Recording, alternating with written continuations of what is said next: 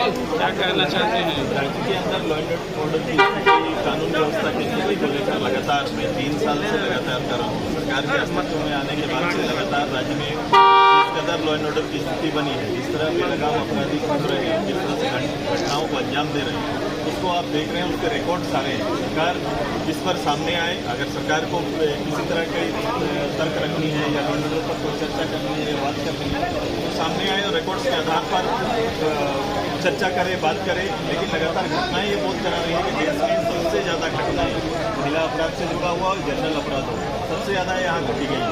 दूसरा, पुलिस का जो जनरल काम होता है उस व्यवहार से पुलिस बाहर निकल चुकी है। जो फाइल्स पड़े हुए हैं जिस पर अनुसंधान होने हैं, ऐसे फाइल लंबे समय से लंबित रहते हैं।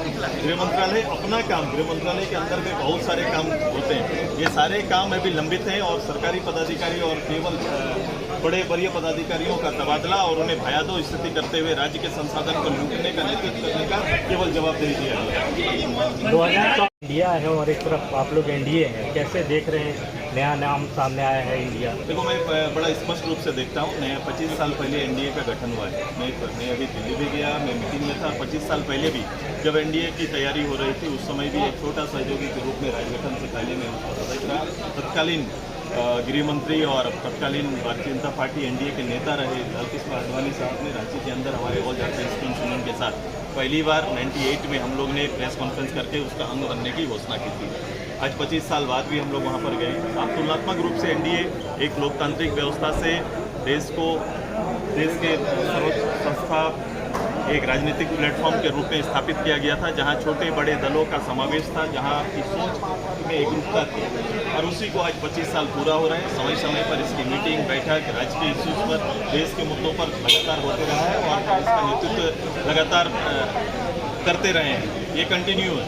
लेकिन आज देश के अंदर में इसके समांतर रूप से जो गठन हो रहा है, पहले इसके समांतर रूप से यूपीए का गठन हुआ। इंडिया बनाने से पहले यूपीए कहाँ है, सबसे पहले बताना चाहिए कि यूपीए का अस्तित्व का क्या हुआ और क्यों उस नाम से को वंचित कर दिया गया। और जिस समय ये बनाया जा रहा है, जो प्रश्न चिन्ह है और जिस तरह तबके के नेता बन रहे हैं, वो बड़ा प्रश्न चिन्ह है। इसको देश को आगे ले जाने के लिए, देश में एक विचारधारा बनाने के लिए, देश को उसके श्रेष्ठ स्थान पर पहुंचाने का कोई संकल्प नहीं है, बल्कि इसका उद्देश्य मात्र चुनाव है और किसी तरह से चुनाव में पार करना है। और उसके लिए नाम खुद उन्होंने बदला है। मैं तो वही बोलता हूँ कि पुराने ये उसी तरह से है कि नाम वही इंडिया की जगह लोगों ने इंडिया रख दिया। 1932 जैसे विषय या मॉपलिजी का जो भी सब्जेक्ट है, ये सारे सरकार के पॉलिटिकल एजेंडा है। मैं पहले भी कहा हूँ, और पॉलिटिकल एजेंडा जो सरकार का है उसका कभी वो अंत नहीं करना चाहते, ना समाधान करना चाहते। वो समाधान इसका चाहते नहीं, इसीलिए वो इस तरह के हथकंडे अपनाते हैं।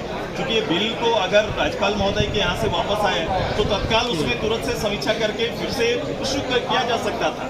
और उसमें भी ईमानदारी ये बरती जाती कि स्थानीय नीति, नियोजन नीति या फिर इस सारे विषय को पहले राज्य में लागू करते हुए 9 शेड्यूल के लिए अगर भेजा जाता तो सरकार ईमानदार नजर आती। लेकिन इस पे सरकार को केवल पॉलिटिक्स करना है, राजनीति करना है। अच्छा, आप पिछले दिनों क्या कार्रवाई कर रही है, इसको किस तरीके से? नहीं, ये बहुत बड़ा विषय है। जब हमारे पास ऐसे सूचना के तंत्र हैं या तंत्र खड़ा करने चाहिए जिससे अपराध को रोका जा सके, ऐसा कहना गैर जवाबदेही माना जाएगा।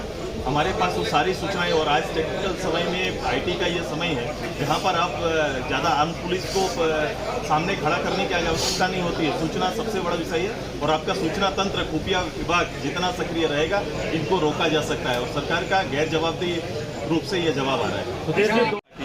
तैयारी कर रही है चुनाव को लेकर, समय आएगा हम लोग सामने आएंगे। एनडीए लड़ेगा और एक रामगढ़ की तरह